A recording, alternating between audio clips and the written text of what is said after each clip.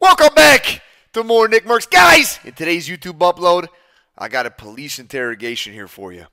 But it's not going to go the way you think it's going to go. This is actually a pretty cool upload. If and when you guys like this kind of a video, the best way to let us know if you want more of this type of stuff is to, like the video, man. And drop a comment down below and let me know what you think of old Jeffrey. I kind of like the guy. He's a little crazy, but I like him. Enjoy the upload. I'll see you guys tomorrow. Take care of yourself. Take care of each other. Peace and love, baby. More Nickmercs. All right, lads. Gary, cook one up for us. I've been through the system. Let's see what we got, man. I know you have. The suspect thinks he's smarter than the detective. Stupid ass confession, and you're not gonna get one. Oh shit. On a seemingly regular evening in 2011, alarm bells began to sound itself in a local 7-Eleven. Jay, you get your Slurpee yesterday. Drop a comment. Robbery began flooding into the local police department. But upon arrival at the scene, the suspect was nowhere to be found. After expanding the search, that's when it's assumed police heard commotion in a house nearby, and without any other leads, they stormed in, discovering a known heroin addict sitting inside with a gun. Oh boy. Without any other evidence, they arrested the man and brought him to be interviewed. The so-called addict was Jeff Pearson, the man who committed the robbery. And the following goes down in history as one of the only times a man single-handedly beat the cops at their own game. All that while experiencing horrific heroin withdrawals. Wow. This is what happens when the suspect outsmarts the cop. The next 24 hours were captured on police cameras within the interview room. But conversely to most footage similar to this, it was originally uploaded to the suspect's own YouTube channel. I hate when the narrators of videos like this speak the way they do. Was uploaded to the suspect's YouTube channel. 25th of September 2011. This is the first sign of what makes Jeff a cult figure and a legend within the interrogation community. Jeff was held in police custody for almost an entire day, but all of the footage from the 3 interrogation sessions held barely 15 minutes. Given that robbery and arrest took place within the state of Georgia, the usual minimum sentence would be around 10 years imprisonment. Ranging up to a maximum of life without parole. But it would transpire that Jeff wouldn't end up doing a minute of this time. And instead of serving multiple decades behind bars, he spent a day being served drinks and candy while delivering a masterclass in what to do while in police custody. No way. The following footage shows us in stunning detail what methods the cops will try on you and how to dodge them like an absolute pro. The footage starts with Jeff handcuffed in a small windowless room dressed in prison scrubs. It's clear he's already been processed and spent some time in a cell, likely while the cops spent some time gathering the I have never seen a dude sitting in this chair with his feet out, man. This is crazy. Evidence and prepared to question him. Am I under arrest? For now. I'm under arrest? Yeah, I'll explain everything, but before I explain myself to you, before we talk to each other, I need to read your rights, okay? What am I under arrest for? Well, like I said, I need to read your rights first. Obviously, the charge is robbery, okay? Jeff immediately opens by asking if he's under arrest and on what grounds. From the first moment, it's evident that Jeff has done his research, as this is exactly what you should be doing in this situation. From here, there are 2 options. Wait, hold on. If you're not being arrested or detained, you can state that you're also not obligated to stay and answer questions. And you should be completely free to leave the interrogation. If you are being arrested, you can then immediately ask for a lawyer. And stay silent until you're provided with one. These options... Did y'all know this? I mean, I knew a little bit of it, but I didn't know both of them things. Give you the best chance of stopping the police in their tracks and allow you to create the best defense possible. What's amusing is that when you're being arrested in America, the officer is actually legally obligated to remind you of this. Take a listen to the Miranda warning that this detective reads out to Jeff. You have the right to remain silent. Anything you say can and will be used against you in the court of law. You have the right to talk to the lawyer for advice before we question you. If you cannot afford to hire a lawyer and you want one, a lawyer will be provided for you. If you decide to answer questions now without a lawyer present, you'll still have the right to stop answering questions at any time. Does that make sense? You've probably heard these before, haven't you? These 3 points are incredibly important and are often overlooked by the average citizen due to the panic of being arrested in the first place. Alongside this, because of how much we hear these lines in media such as police shows and movies, Most people completely glaze over it when they're being read these rights, and fail to take into account that they're actually being provided with useful information that allows you to stay safe and protected while in police custody. What this detective didn't mention, though, is that if you ask for a lawyer while under arrest, they are not allowed to continue questioning, and you have a complete, unquestionable right to refuse to answer any questions they may ask until you're provided with an attorney. The detective also ends the rights I'm sorry. with a snide remark about Jeff's past, meant to subconsciously remind him that he is a previously convicted criminal. You understand your rights? Do you understand your rights, Jeff? Yes or no? You understand? We're getting paid more than you are, so we can sit here for a long time, man. I just need you to answer me yes or no. Do you understand your rights? Let's get through that question. Do you understand what I read you? Do you comprehend what I read you? Jeff has been explicitly told he has the right to remain silent, so that's exactly what he's deciding to do. Right here, the leading detective leans back in his chair. This was meant to show that he's unconcerned with Jeff's silence, and that he can stay there as long as necessary. But body language like this usually indicates some form of unrest.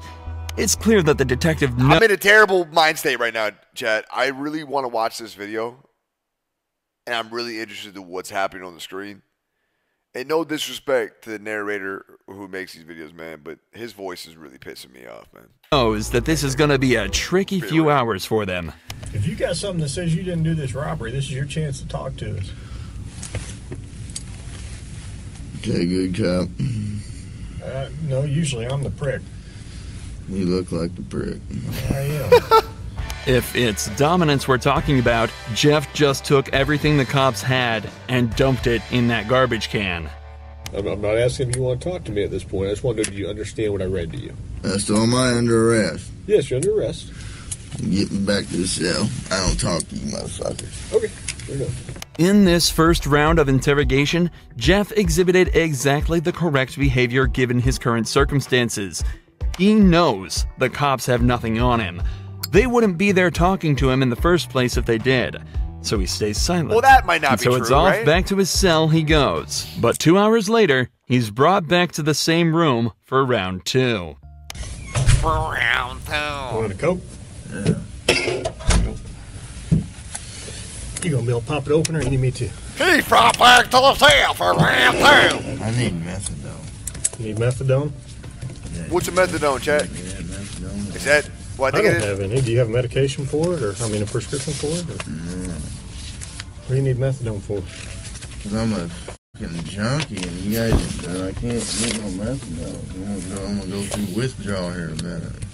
A can of soda is all Jeff requested before he returned to the interrogation room, but he immediately mentions the withdrawals that he's likely already starting to feel.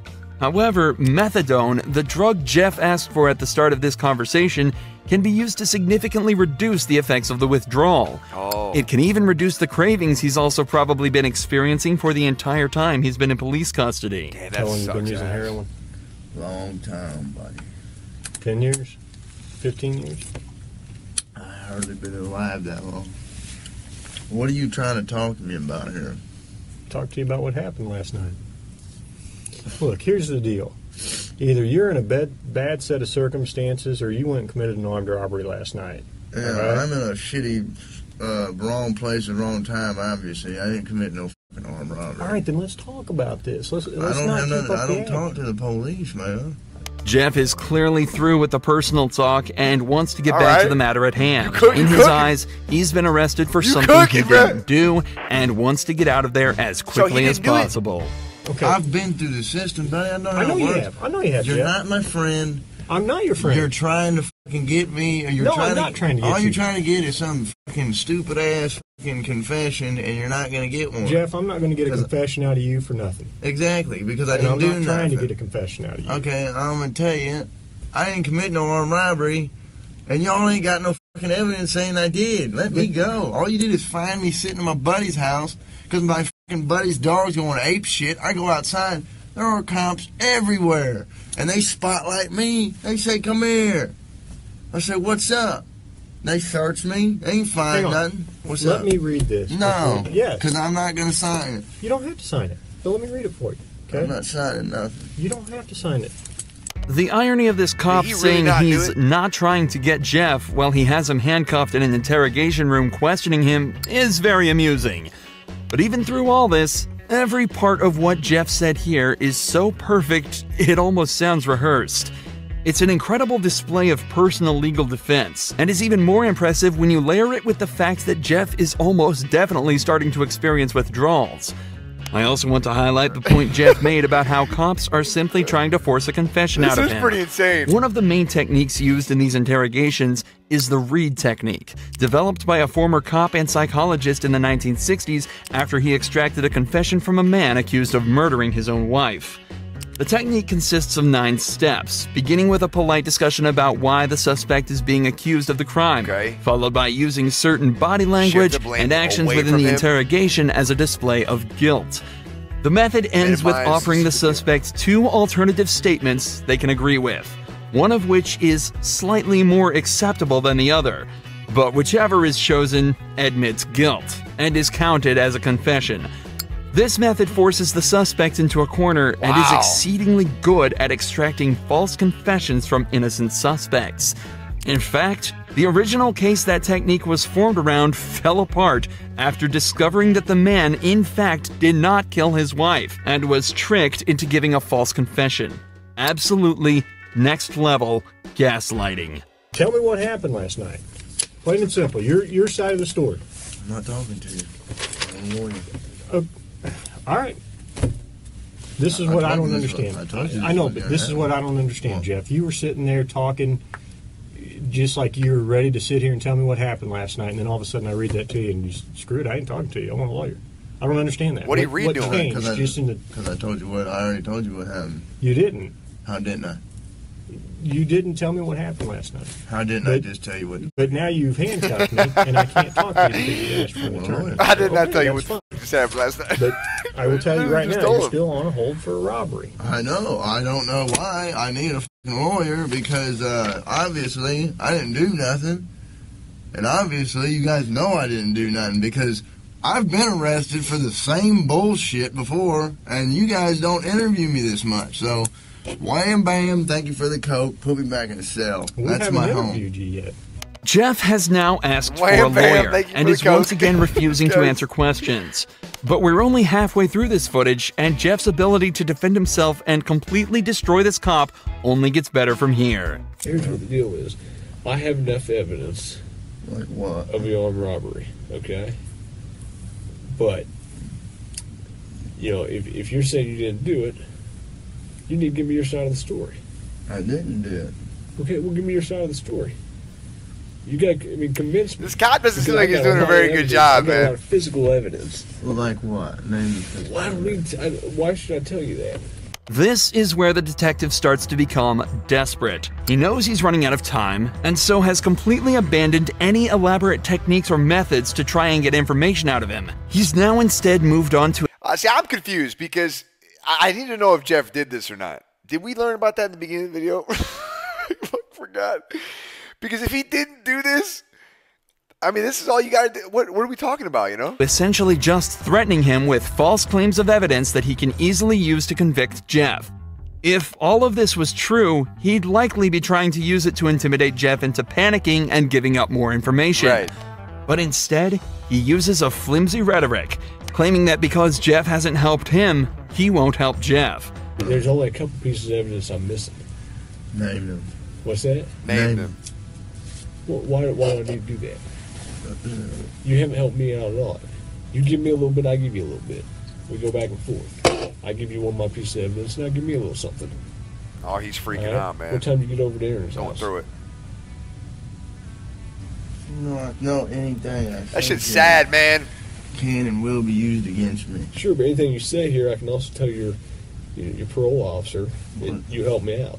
That doesn't mean dick. Now the detective is desperately trying to bargain with Jeff.